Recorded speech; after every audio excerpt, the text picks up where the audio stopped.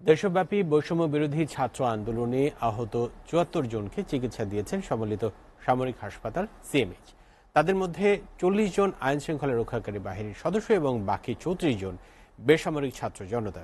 বিকেলে এক সংবাদ সম্মেলনে হাসপাতালটির commandant brigadier general AKM Mashiul Munir এই তথ্য জানান। সাম্প্রতিক ঘটনায় আহত ১৭ জনের জটিল অপারেশন হলেও এখন পর্যন্ত হাসপাতালে কারও মৃত্যু হয়নি বলে জানান তিনি। বর্তমানে হাসপাতালে ভর্তি আছেন ৪০ জন। এর মধ্যে আশঙ্কাজনক অবস্থায় থাকা দুজনের মধ্যে একজন জগন্নাথ বিশ্ববিদ্যালয়ের ছাত্র।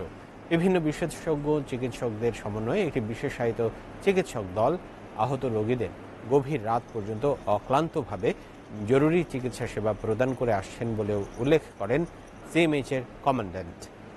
দেশের যে কোনো ক্রান্তি লগ্নে বাংলাদেশ সেনাবাহিনী সবসময় দেশ ও জনগণের সেবা করে আসছে এবং ভবিষ্যতেও এ ধারা অব্যাহত থাকবে বলেও জানান তিনি। দেশের বিভিন্ন সরকারি এবং বেসরকারি হাসপাতাল থেকে আমাদের কাছে রোগী পাঠিয়েছে, তাদেরকে আমরা চিকিৎসা প্রদান করেছি।